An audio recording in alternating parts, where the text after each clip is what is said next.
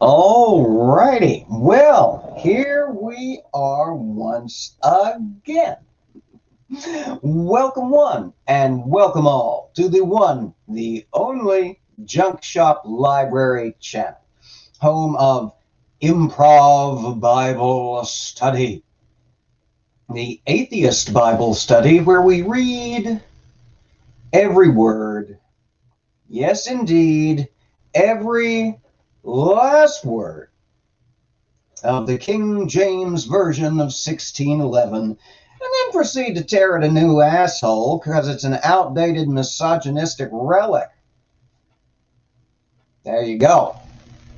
That sounds appealing to you. Stick around. Hit that thumbs up. Consider hitting the subscribe button if you're not already a library member. This show would literally not be possible without the support of my fantastic Patreon members, whose names you now see scrolling at the bottom of the screen.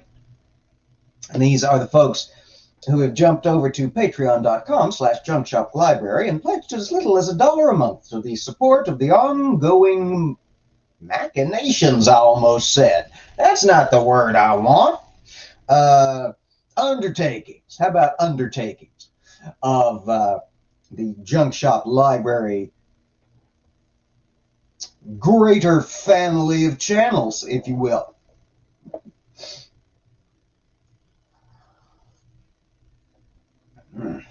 These folks have found it in their heart, and more importantly, in these trying times, in their pocketbook, to throw their shoulders behind the wheels of this big squeaky cart of mine, and I literally just flat can't thank them enough.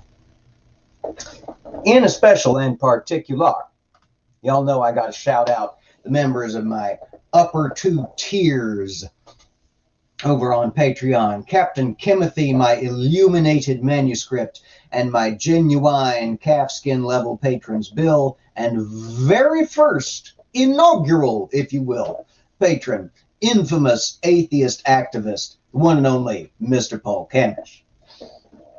These folks, as I say, have gone above and beyond in their support of the channel, and it is hugely, hugely appreciated. Thank you. Alrighty, I see the chat begins to fill up. We've got a bit of tea in Danish. We've got Mark Caesar. We've got, speak of the devil, we've got Paul Camish. We've got Linda playing Amiga Nuts today, dropping the links. Good to see everybody. Thank you so much for coming. We do have, as I mentioned up in the pinned comment, whichever side of me the chat is on, as I mentioned up in the pinned comment, we do have a hard stop time at the 55-minute mark because a dear friend of the channel, the one and only Brainbug, has a premiere over on their channel, going to talk about dinosaur testicles, and we wouldn't want to miss that. So make sure you join the raid on Brainbug's channel as soon as we wrap up over here. The schedule for this week is play it by ear. As some of y'all may have heard, we're experiencing a slight bobble in the yearly average weather here in the States, and in the southern states particularly. I am right next to a window right now. It's still snowing, y'all. It's been snowing all goddamn day. It did not snow yesterday. It snowed all goddamn day the day before. Old Junk Shop ventured out into the cold, cruel world last night after dark. Less scandalous than it sounds. In search of some life-sustaining supplies, and they had a fucking bulldozer clearing the parking lot of snow in a complex across the street. Think about that for a minute, if you will. You ever see the movie Hustle and Flow? Everybody just dripping with sweat all the time, a faint orange tinge to the light. Well, that's summer in Memphis. That movie's set in Memphis, and it is, that's what it's normally like here, and we have a winter that's proportional. This year, along with most of the rest of the country, we experienced just some absolutely shockingly unprecedented and unpredictable weather, as a result of which nobody knows what's going on from one day to the next. We ain't got sufficient salt trucks, we ain't got sufficient snow plows, and private companies are having to rent, what are those little bulldozer things called? With the ears, little tufted ears. Bobcats, to clear parking lots of the swarms of albino brain chiggers. Hey, Brain Bug, good to see you. Just talking about you.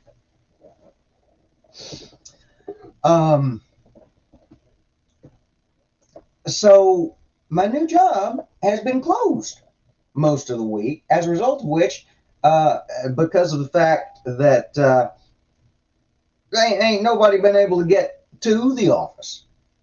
So we don't know from one day to the next. My supervisor will text me at some point this evening and let me know if it's even worth bothering trying to come into the office tomorrow. If they're closed, we'll have Mental Health Thursday. If they're open, we won't, because I'll be at the office. Hey, Lone, good to see you. Free trial of Fargo. Kind of a little bit what it looks like out there, to be perfectly honest. All right. Well, since we do have that hard stop time at the 55-minute mark, GeoSam, what's going on? We'll go ahead and launch into the Lamentations of Jeremiah. We turn today to the 3rd chapter. Hopefully, Mr. Jeremiah will redeem himself a little today after the shriekingly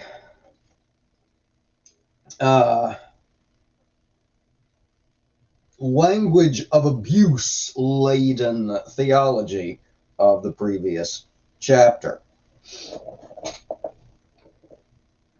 Hey, Jesus Wizard Spatula, how's it going? Welcome. All right, chapter 3. I am the man that hath seen affliction by the rod of his wrath. He hath led me and brought me into darkness, but not into light. Surely against me is he turned. He turneth his hand against me all the day. My flesh and my skin hath he made old. He hath broken my bones. He hath builded against me, and compassed me with gall and travail. He hath set me in dark places, as they that be dead of old. He hath hedged me about, that I cannot get out. I cannot get.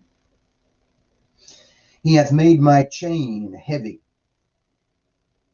Also, when I cry and shout, he shutteth out my prayer.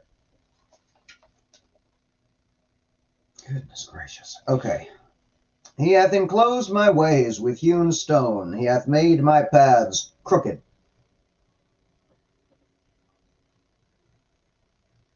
Wait. God damn it. We already did this, but the breaking the teeth with gravel stones is coming up. We did this. We did this. This is so tedious. I fucking hate Jeremiah.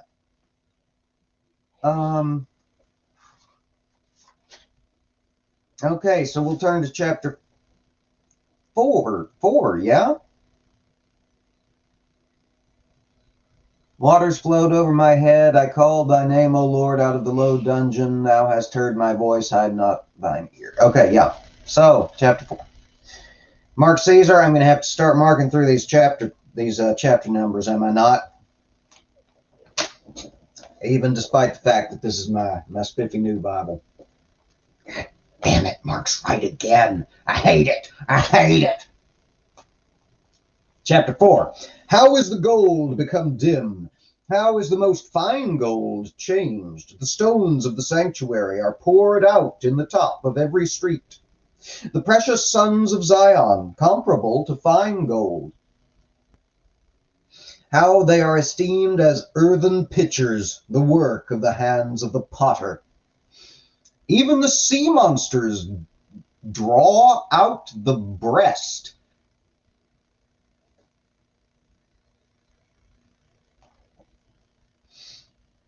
Okay, let me try that again. Verse 3, even the sea monsters draw out the breast.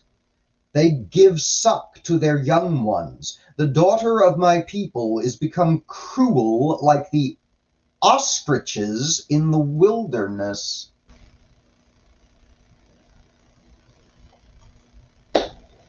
The tongue of the sucking child cleaveth to the roof of his mouth for thirst. The young children ask bread, and no man breaketh it unto them.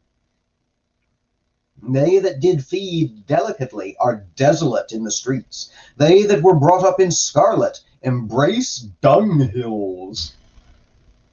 For the punishment of the iniquity of the daughter of my people is greater than the punishment of the sin of Sodom, that was overthrown as in a moment, and no hand stayed on her. Her Nazarites were purer than snow. They were whiter than milk. They were more ruddy in body than rubies. Their polishing was of sapphire. Their visage is blacker than a coal. They are not known in the streets. Their skin cleaveth to their bones. It is withered. It is become like a stick.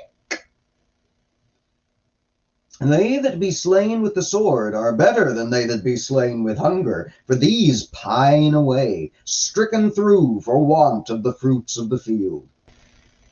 The hands of the pitiful women have sodden their own children. They were their meat in the destruction of the daughter of my people.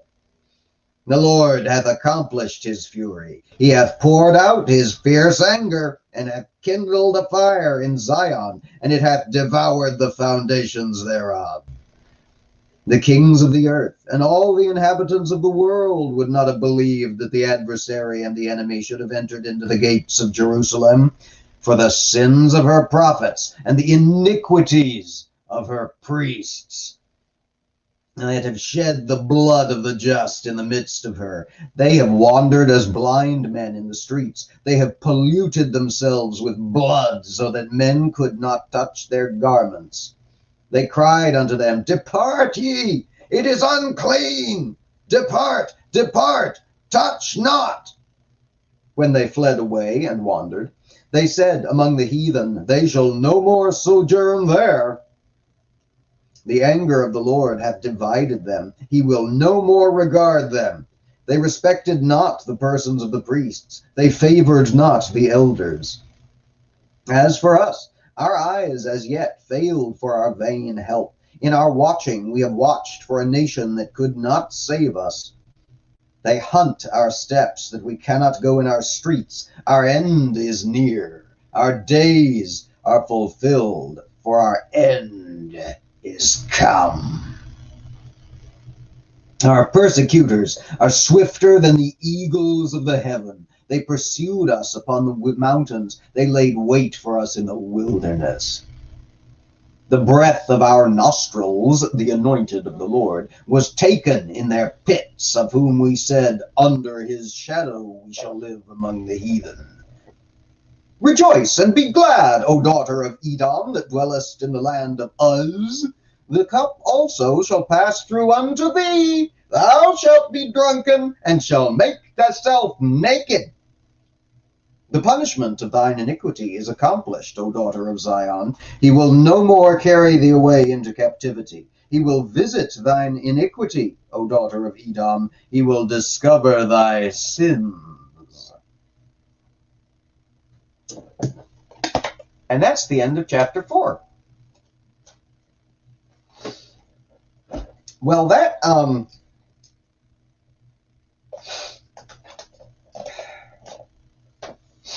I mean, sea monster boobies aside,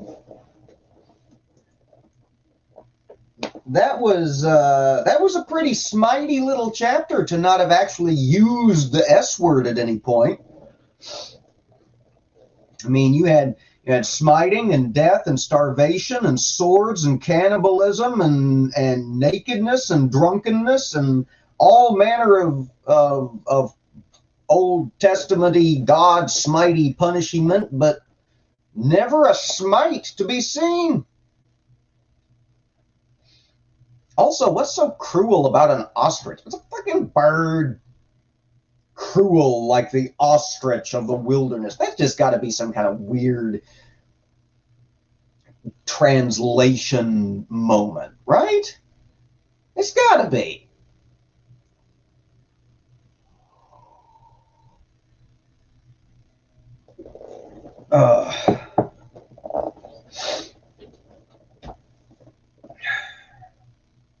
Sea monster boobies. Weird fucking book. Half the time I don't have any idea what's going on. The rest of the time I know exactly what's going on and I don't like it.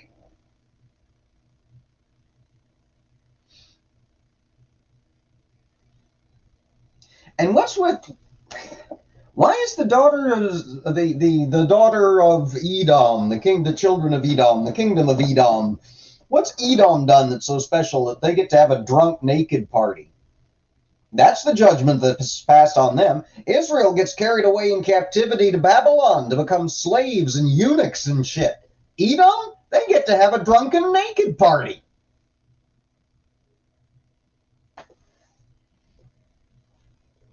Pack y'all shit up.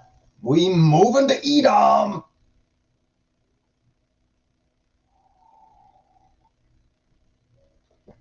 Just make sure you don't run into those cruel ostriches along the way.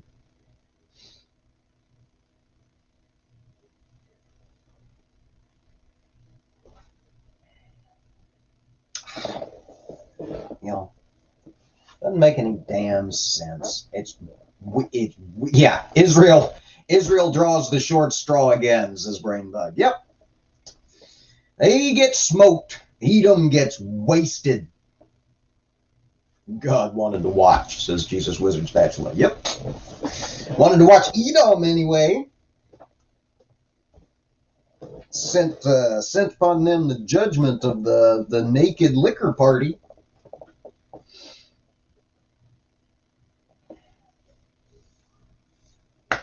All right, well, on to the next chapter, I guess.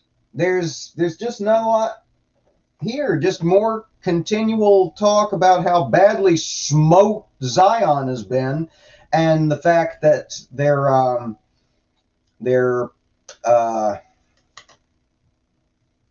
what's the word I want? Punishment. That their punishment has been accomplished. All right, chapter 5. Where's my shit?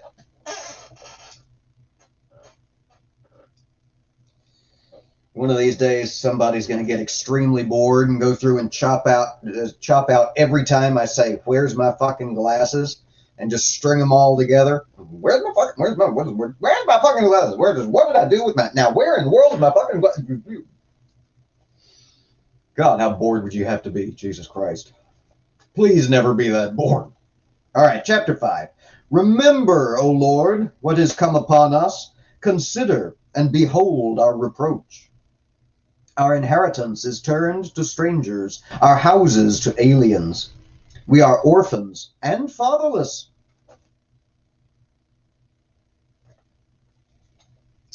Our mothers are as widows. We have drunken our water for money. Our wood is sold unto us. Our necks are under persecution. We labor and have no rest.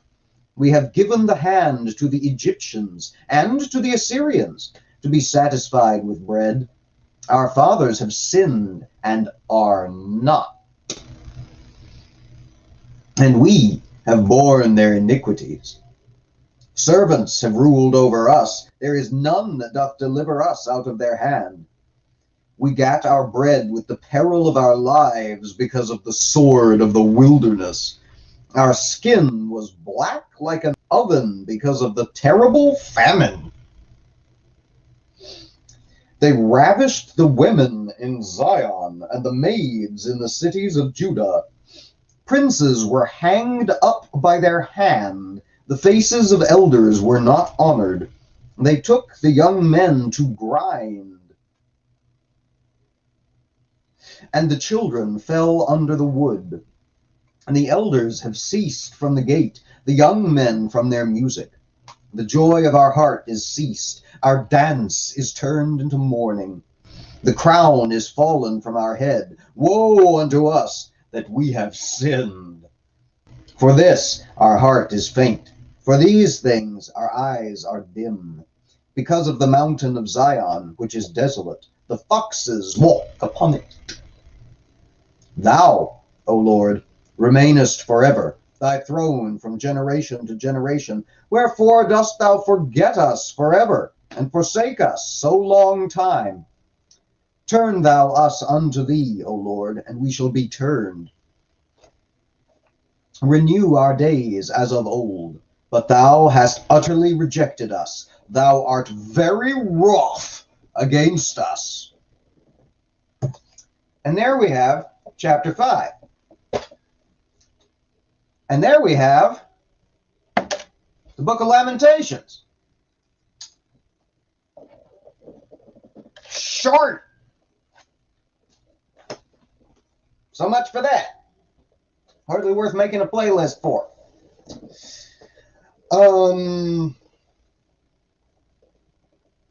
Okay, so just a reminder that Jerusalem has fallen. A reminder to God that Jerusalem has fallen.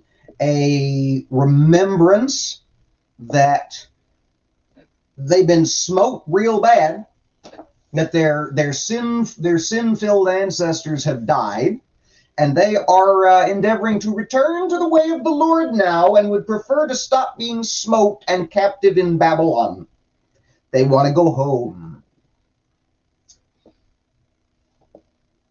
We are orphans and fatherless, that one verse said. Now look, y'all.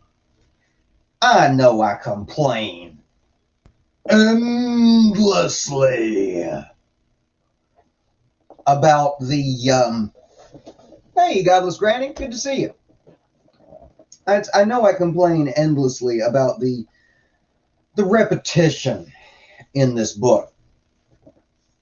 But, oh my goodness, there's a difference between repetition as a rhetorical tactic and as a writing style or an authorial quirk. There's a difference between that and just stupid redundancy. Yeah? We are orphans and fatherless, as opposed to those father-having orphans you hear so often and so much about.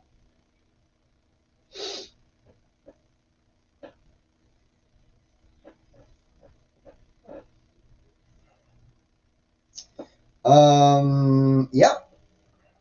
Let's see. There was one other weirdness besides the fatherless orphans that I wanted to make sure and touch on. There's really not much. I mean, it's only 22 verses. It's only this little bit here is the 5th chapter of Lamentations. We'll be going into Ezekiel next time. Let's see. Oh yes, the offhand mention of the ravishment of the entire damn it, the entire female population of Zion and Judah, just tossed off there by the by in verse 11.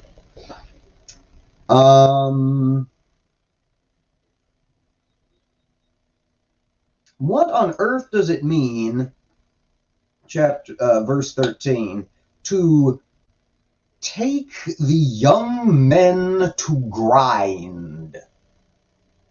It's in a context that makes it sound like it's a bad thing. Sounds more like it belongs back in the naked liquor party of Edom from the last chapter. Taking the young men to grind. Don't forget to mark it off. Yeah, I know, Mark. I know. There's just a short little chapter there. Not a lot going on, really. Just a reminder to God, in case he forgot, that while sinful Israel has indeed been sinful, and they are carried away into a foreign land because of it, yet despite and nevertheless, the generation that actually did the sinning has died off. And the younger generation would very much like to go home now. Maybe it's been the 70 years that Jeremiah prophesied. I don't know. All right, well, I said we had a hard stop at the 55-minute mark, but we've only been going 27 minutes, and we done fucking finished the book. So, I guess we'll wrap here, and this will be one of the shorter episodes since we started doing the multi-chapter live streams. Thank you all so much for coming. Thank you for sticking with me through Lamentations. What did we learn on the show tonight, Craig? Meow. God's an abusive bastard. And Israel got, I'm going to say, over-smoked in terms of commensurate to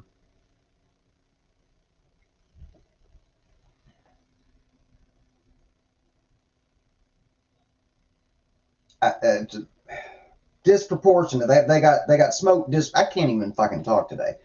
They got smoked disproportionate to their crime, I would say. But I'm not the one who gets to judge on behalf of the idolatry, I guess. Fatherless orphans. Great koogly moogly. All right. Well, yeah, no, Brainbug. Junk Shop is not going to rap. There will be no rapping from the Junk Shop. Hey, the African Humanist.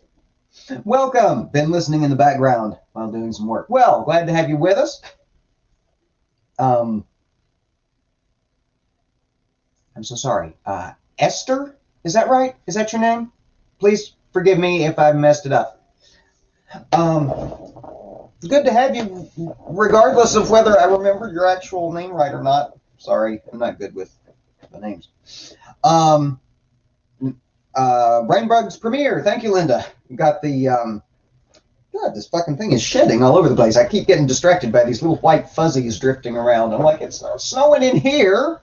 Damn. Ah, I got it right. Hallelujah. Okay. So, although you wouldn't think Old Junk Shop should have any more at this point, Old Junk Shop gonna go get some more coffee. And we'll see you, y'all, all you, use, hopefully, over on Brainbug's Premiere for the Dinosaur Testicle Show. I have weird friends. All right. Well, until we gather again, whenever the fuck that's going to be, because as I said at the start, I have no earthly idea from day to day what my schedule is going to be, because we've got like 8 inches of fucking snow on the ground and it's still coming down in Memphis. Bah, humbug. I'm so bedazzled and confubulated, you can't even tell. I don't even know what's going on anymore. All right. Everybody take care. Be safe. Wear your mask. Stand against hate.